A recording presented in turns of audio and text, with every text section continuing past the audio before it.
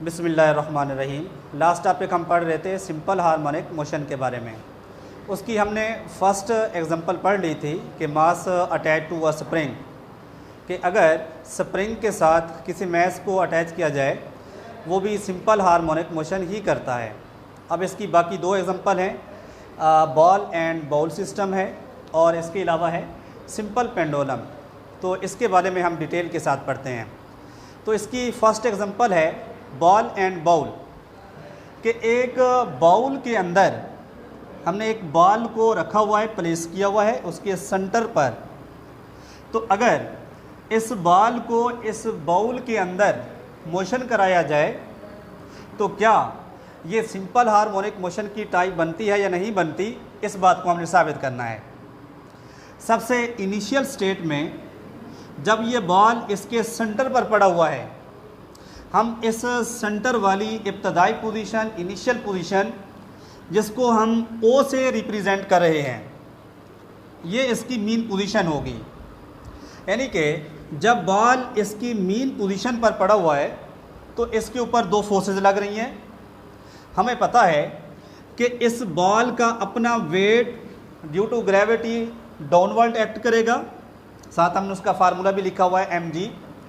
और इसके बाद इस बाउल की जो सरफेस है रिएक्शन के तौर पर इसको अपवर्ड अमल करेगा।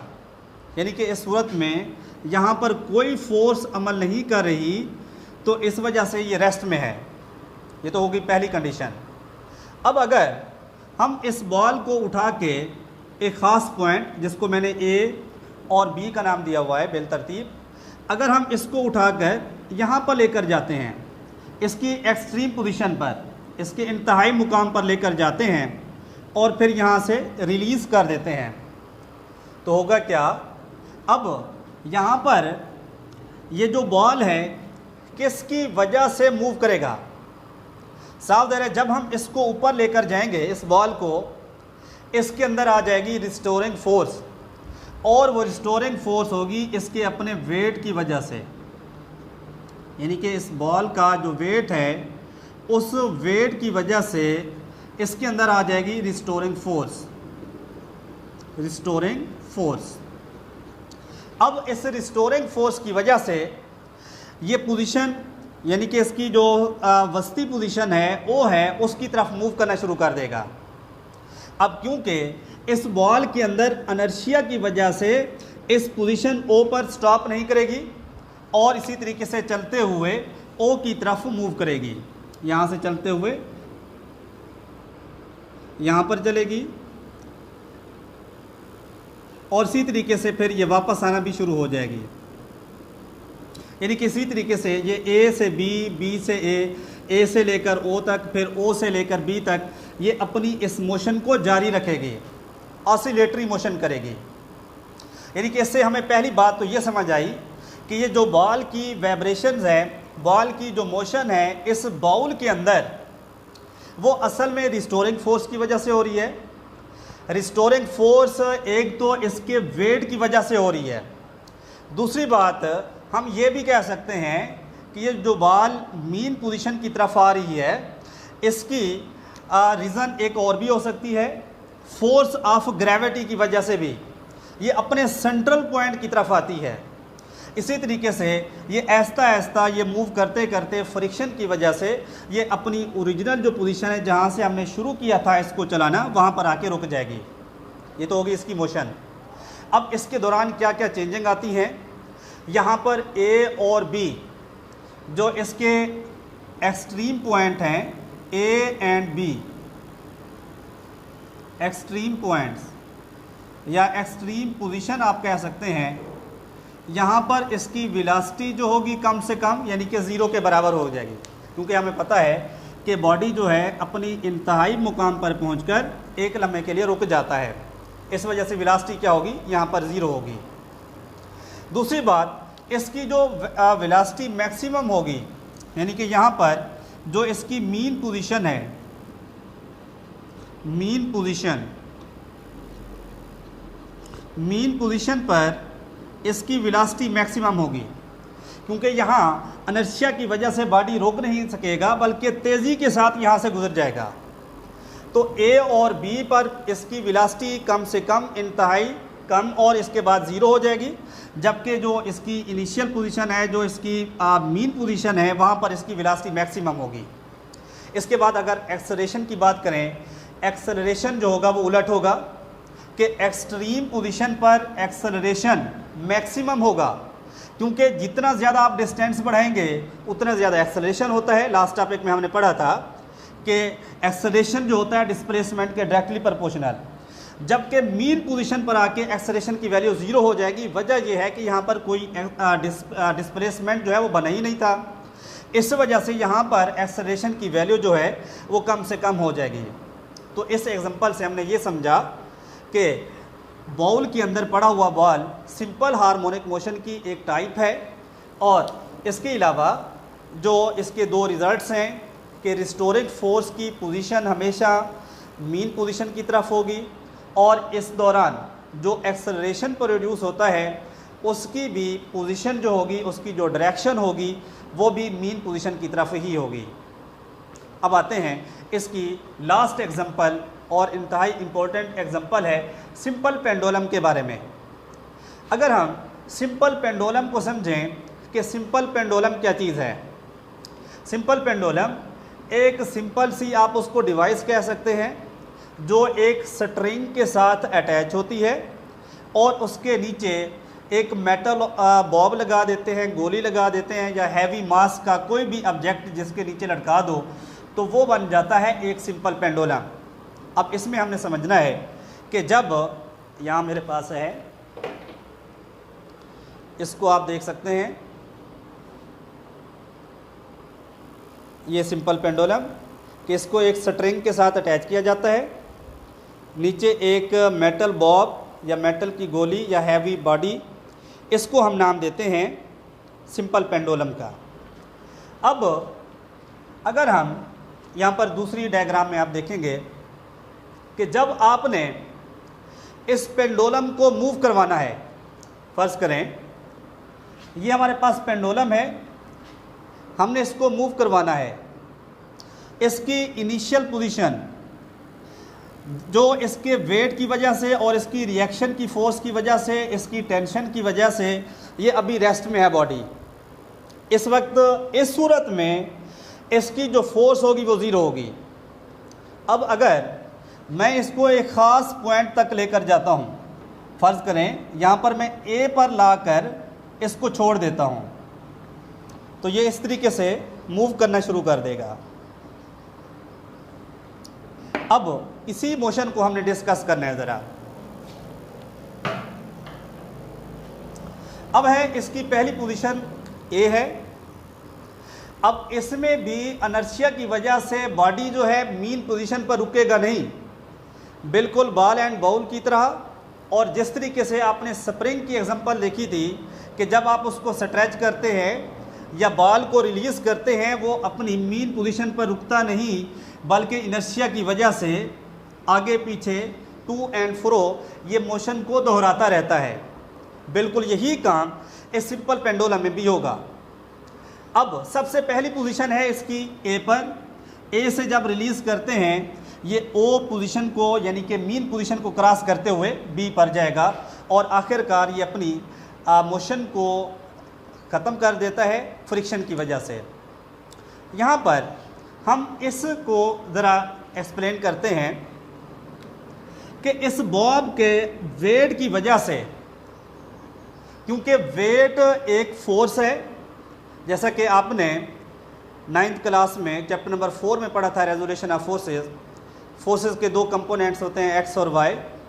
अब क्योंकि हम वेट को भी एक फोर्स का नाम दे रहे हैं, अब जिस तरीके से फोर्स के दो कंपोनेंट होते हैं उसी तरीके से जो वेट है उसके भी दो कंपोनेंट हैं।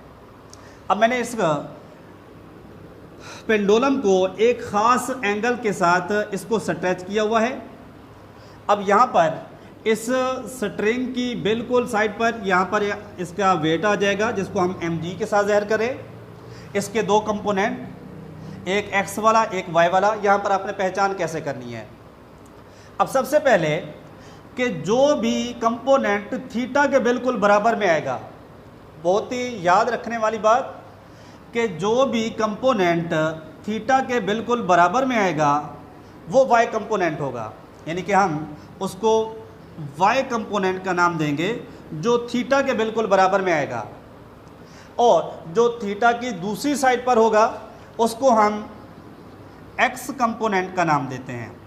यानी कि इस तरीके से हमारे पास वेट के दो कंपोनेंट आ गए हैं, WY जो कि थीटा के इक्वल होता है और WX हॉरिजॉन्टल एक्सिस वाला जो थीटा के दूसरी साइड पर होगा। हमें पता है जो y कंपोनेंट होता है उसको mg साइन थीटा के साथ करेंगे और जो x वाला है उसको mg कॉस थीटा के साथ करेंगे। अब यहाँ पर एक सवाल पैदा होता है कि कौन से वाला कंपोनेंट इसको मूव करवाता है। इसमें एक कंपोनेंट ख़त्म हो जाएगा, जो दूसरा कंपोनेंट है वो एक्टिव रहेगा। इसी बात को अच्छे तरीके से समझ रहे हैं ज़रा। अब यदि हम इस पर गौर करें, ये जो हमारे पास लाइन है स्ट्रिंग वाली लाइन, और उसके बिल्कुल बराबर में अगर इसको हम थोड़ा सा आगे बढ़ा दें तो mg cos थीटा वाला यानी कि x कंपोनेंट बिल्कुल स्ट्रिंग के सामने आ जाता है, टेंशन के बिल्कुल बराबर में आ जाता है, और जब टेंशन और वेट बराबर हो जाए तो एक दूसरे के रिजल्ट को कैंसिल कर देते हैं। इस वजह से mg cos थीटा वाला जो कंपोनेंट है वो कैंसिल हो जाएगा, यानी कि इसका x कंपोनेंट कैंसिल हो जाएगा, बाकी रह जाएगा mg साइन थीटा। अब mg साइन थीटा इस बॉब को, इस पेंडुलम को मूव करवाना शुरू कर देगा। अब यहाँ पर वही सारी बातें जो आप पहली दो एग्जांपल में सीख चुके हैं कि a और b इसकी एक्सट्रीम पोजीशन है, a और b पर इसकी वेलोसिटी कम से कम यानी कि 0 के बराबर होगी, मीन पोजीशन पर इसकी वेलोसिटी सबसे ज़्यादा होगी, और एक्सेलरेशन की जो मिकदार है, एक्सेलरेशन जो होगा इसका उलट होता है कि एक्सट्रीम पोजीशन पर ज़्यादा से ज़्यादा और मीन पोजीशन पर कम से कम यानी कि 0 के बराबर हो जाता है। तो इस एग्जांपल से भी हमने समझा कि अगर किसी बॉडी को जो सिंपल पेंडुलम की फॉर्म में है उसको मूव कराया जाए, उसकी ऑसिलेटरी जो मोशन है, वाइब्रेटरी मोशन जो है वो भी सिंपल हार्मोनिक मोशन जैसी ही है। अब अगर आपने इसका टाइम पीरियड निकालना हो सिंपल पेंडुलम के लिहाज से, जैसा कि आपने mass attach to a spring के लिए आपने निकाला था टाइम पीरियड का फार्मूला T = 2 पाई K/m के बराबर, और इसी तरीके से आप इसका टाइम पीरियड का फार्मूला बना सकते हैं कि 2 पाई L/g अंडर रूट के बराबर। फर्स्ट ईयर में इसका मुकम्मल प्रूफ है। फ़िलहाल आपने इसको जस्ट फार्मूला ही याद रखना है कि यहाँ पर जो लेंथ है इसकी कांस्टेंट रहेगी, लेंथ को हम कम या ज़्यादा नहीं करेंगे, बाकी इसकी वैल्यू आ जाएगी कि इस फार्मूले से इस पूरे प्रोसेस के दौरान टाइम कितना लगा इन वाइब्रेशन के दौरान, तो इस फार्मूले से आप कैलकुलेट कर सकते हैं। अब इस सिंपल पेंडुलम से रिलेटेड कुछ छोटी सी डेफिनेशंस हैं, कुछ टर्म्स हैं, इनको भी आपने पढ़ लेना है। कि पहली चीज़ है जी वाइब्रेशंस, कि वाइब्रेशन से क्या मुराद है। अब ये सिंपल पेंडुलम से मूव करता हुआ जो बॉडी है उसकी, इसका एक साइकिल या एक मुकम्मल चक्कर, उसको हम नाम देते हैं उसकी एक वाइब्रेशन का। मिसाल के तौर पर आपने बॉडी को उठाया और ए पर लाकर छोड़ दिया, अब दोबारा ए पर इसको स्टॉप कर देना है, तो ये जो इसका एक चक्कर है, एक मुकम्मल साइकिल है, हम इसको नाम देते हैं वाइब्रेशंस का। इसके बाद आते हैं टाइम पीरियड पर, कि सिंपल पेंडुलम के टाइम पीरियड से क्या मुराद है। अब वो कहते हैं कि वो बॉडी जो सिंपल पेंडुलम से मूव कर रहा है उसकी एक वाइब्रेशन में जितना टाइम लगेगा उसको हम नाम देते हैं टाइम पीरियड का। इसके बाद आ जाते हैं इसकी फ्रीक्वेंसी पर, कि फ्रीक्वेंसी क्या है।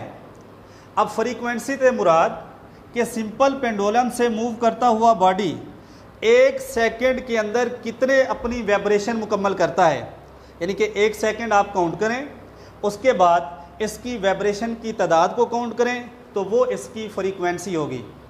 लास्ट डेफिनेशन और अहम डेफिनेशन है एम्पलीट्यूड या एम्पलीट्यूड से क्या मुराद है। एम्पलीट्यूड है जी मीन पोजीशन से एक्सट्रीम पोजीशन तक का डिस्टेंस डिस्प्लेसमेंट जितना भी बनता है हम उसको नाम देते हैं एम्पलीट्यूड। फर्ज करें ये इसकी मैक्सिमम पोजीशन है ओ से लेकर ए तक, या ओ से लेकर बी तक वाला जितना भी डिस्टेंस बनता है, जितनी भी लेंथ बनती है, ये इसका एम्पलीट्यूड कहलाता है। आई होप ये दोनों एग्जांपल अच्छे तरीके से समझ आ गई होंगी। इसके हवाले से कोई भी क्वेश्चन हो तो कमेंट में पूछ सकते हैं। शुक्रिया।